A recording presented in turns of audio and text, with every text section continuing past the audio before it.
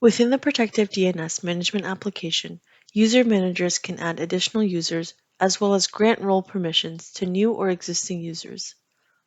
All users in the management application are considered organizational users, which means users only have access to the data specific to their organization. By default, a created user without additional roles will have read-only access to all Protective DNS components.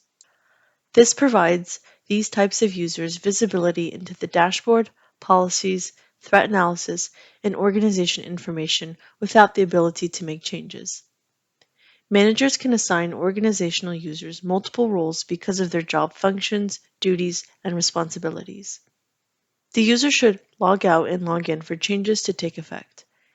If any of these changes denote a specific role being disabled, that user will be redirected to log back into the management application. To begin adding a new user, users must be assigned to the user management role. To initiate adding a new user, click the My Organization tab from the Protective DNS dashboard. From here, click on Add New User on the User tab. Fill out the new user information within the User Information section. The following information should be entered. First and last name. First and last name are required. Protective DNS verifies the user's .gov email matches the registered email in login.gov. The middle name is an optional field. Email address.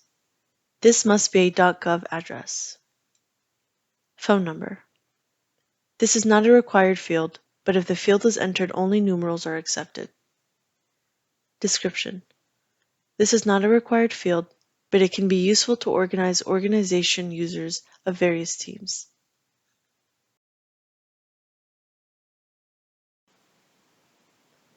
After filling out the required information, the user manager can decide which permissions to give the new user.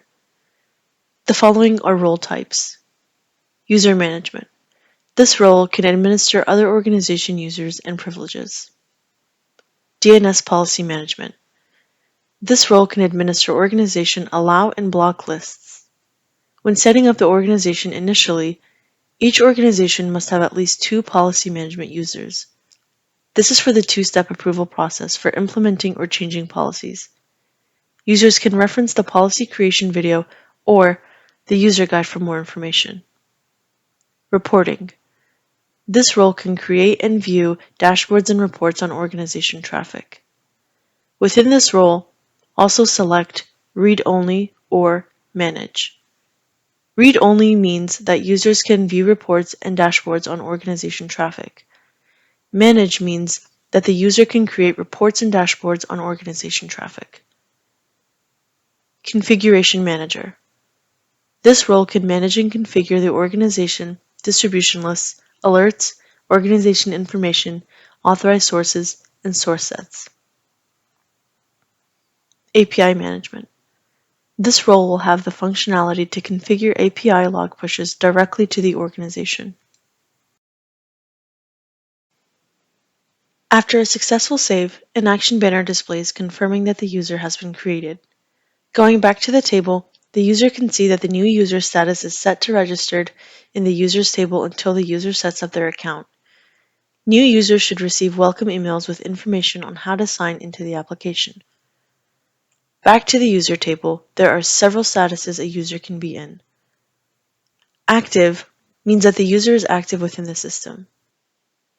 Inactive means that the user has not accessed the service in a while, and now the user no longer has access to the service.